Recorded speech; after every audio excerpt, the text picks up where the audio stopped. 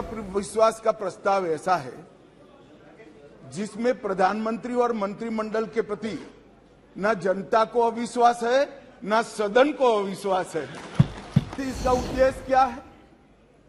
इसका उद्देश्य जनता में भ्रांति खड़ी करने का उद्देश्य कि भाई अविश्वास प्रस्ताव जब आप लेकर आते हो तो इस पर जो चर्चा होती है वो चर्चा में सरकार के विरोध में कुछ मुद्दे तो रख देते। आज विपक्ष के सदस्य श्री गौरव गोगाई जो अविश्वास प्रस्ताव लेकर सदन में उपस्थित हुए थे, इस पर मैं मेरे विचार व्यक्त करने के लिए खड़ा हुआ हूं। माननीय अध्यक्ष जी, भारतीय संविधान के अनुच्छेद 75 में कहा गया है कि मंत्रिपरिषद लोकसभा के प्रति जवाबदेह है। इसलिए इसी अनुच्छेद 75 को प्रतिबंधित करने के लिए लोकसभा के नियमों के नियम 198(1) से 198(5) तक मंत्रिपरिषद में अविश्वास का प्रस्ताव रखने की प्रक्रिया नियत की गई है। माननीय अध्यक्ष जी, जब से आजाद हुए तब से 27 अविश्वास प्रस्ताव और 11 विश्वास प्रस्ताव इस सदन में प्रस्तुत हुए हैं। कई बार सरकारों का बहुमत जाने की स्थिति में सदन के विपक्ष के सदस्य अविश्वास प्रस्ताव लेकर आते हैं। कई बार बड़े जन आंदोलन के समय प्रजा की भावना को प्रतिबिंबित करने के लिए अविश्वास के प्रस्ताव लेकर आते हैं।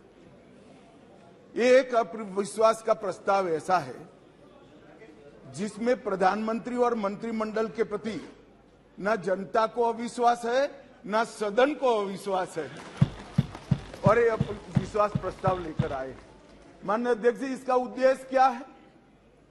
इसका उद्देश्य जनता में भ्रांति खड़ी करने का उद्देश्य। मैं उनको इतना ही कहना चाहता हूं कि भाई अविश्वास प्रस्ताव जब आप लेकर आते हो तो इस पर जो चर्चा होती है वो चर्चा में सरकार के विरोध में कुछ मुद्दे तो रख एजेंसी के पैसों से और मान्यवर ये हमें सवाल पूछते हैं। मान्यवर, अभी भाई एक मिनट, अभी उनको अपने गठबंधन का नाम बदलना पड़ा। अच्छा नाम था यूपीए, 10 साल सत्ता में भी रह लिए थे। क्या प्रॉब्लम था भाई, नाम क्यों बदला? आप लोगों को मैं बताना चाहता हूं, देश की जनता को सदन के माध्यम से बताना, इतने सारे घोटाले टोटल लगाया तो 12 लाख करोड़ के बाद मैंने टोटल छोड़ दिया। 12 लाख करोड़ के घपले घोटाले भ्रष्टाचार यूपीए के नाम पर चढ़े हैं।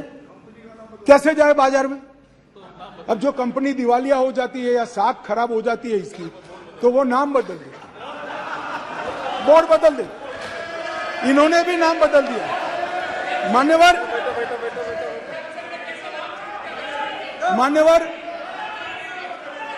बोफोर्स, एक मिनट भाई, बोफोर्स घोटाला किसने किया? यूपीए ने किया। 2G स्पेक्ट्रम किसने किया? यूपीए ने। सत्यम घोटाला किसने किया? यूपीए। कॉमनवेल्थ घोटाला किसने किया? यूपीए ने। कोयला घोटाला किसने किया? यूपीए ने। टाटा ट्रक घोटाला किसने किया? यूपीए ने। वोट के बदले नोट का घोटाला किसने किया? यूपीए ने। आदर्श घोटाला किसने किया? यूपीए ने। नेशनल हेराल्ड का घोटाला किसने किया? यूपीए ने। वाड्रा का डीएलएफ घोटाला किसने किया? यूपीए ने। चारा घोटाला किसने किया? खाद्य सुरक्षा बिल का घोटाला किसने किया? गाजियाबाद प्रोविडेंट फंड घोटाला किसने किया? हर्षद मेहता शेयर बाजार का घोटाला किसने किया? हसन अली का हवाला घोटाला किसने किया? आईपीएल का घोटाला किसने किया? एलआईसी हाउसिंग का घोटाला किसने किया? मधु कोड़ा घोटाला किसने किया? फायर प्रॉन सबमरीन घोटाला किसने किया और कांग्रेस अध्यक्ष की यात्रा का भी घोटाला किसने किया। अब साहब इनके पास नाम बदलने के अलावे कोई रास्ता नहीं रहा है। मैं आपको बताता हूं, हमें कोई नाम बदलने की जरूरत नहीं है कि 9 साल में और अटल जी के 6 साल में हमने कोई ऐसा काम नहीं किया जिससे सर झुकाना चाह पड़े, सीना तान कर मैदान में जाएंगे। मान्यवर, एनडीए ने स्थिरता दी, 10 साल तक स्थिरता दी है। 30 साल से कांग्रेस ने 30 साल तक कोई सरकारों को चलने नहीं दिया।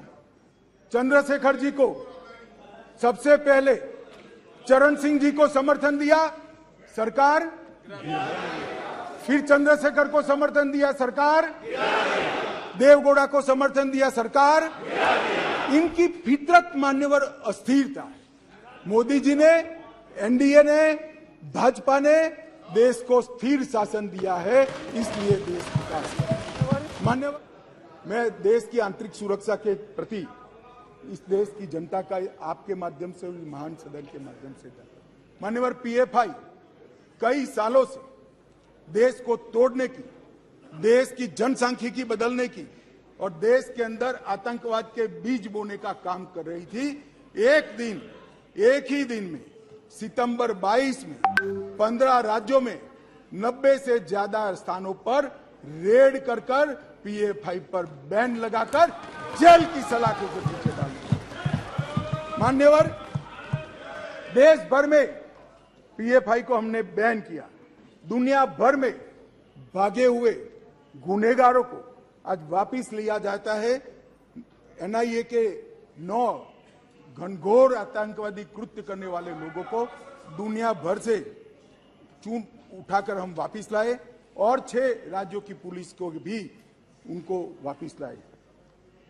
सचिन बिश्नोई सिद्धू मूसावाले की हत्या का आरोपी था, उसको भी वापिस लाए और तंवर राणा का भी केस अंतिम सुनवाई तक पहुंचा है। मुझे भरोसा है बहुत कम समय में बॉम्बे के बम हमले के आरोपी राणा को भारत की कानून की अदालत के तहत लाया। मान्यवर, विदेश में भारतीय दूतावासों पर लंदन, ओटावा, सैन फ्रांसिस्को पर जो हमले हुए, वो तीनों मामलों को हमने एनआईए को सौंपा है। और मान्यवर, लगभग मैं यूएपीए को कठोर करने का निर्णय बिल लेकर आया था यहां पर, और उस सदन में दिग्विजय सिंह कहते थे इसका दुरुपयोग होगा। मैं आज सदन को बताना चाहता हूं, विपक्ष को भी बताना चाहता हूं, यूएपीए का उपयोग टेररिस्ट कृत्य करने वाले इनके खिलाफ होता है। हम किसी को डरने की जरूरत नहीं है। उस वक्त भी मैं नहीं समझ सकता था आपको क्यों डर लग रहा है, परंतु जिन्होंने टेररिस्ट कृत्य नहीं किया उसको डरने की जरूरत नहीं है। लगभग 54 व्यक्तियों को हमने यूएपीए के तहत आतंकवादी घोषित किया, इंटरनेशनल मान्यता लाए हैं और एक में भी विवाद नहीं हुआ है। कोई राजनीतिक दुरुपयोग मान्यवर नहीं।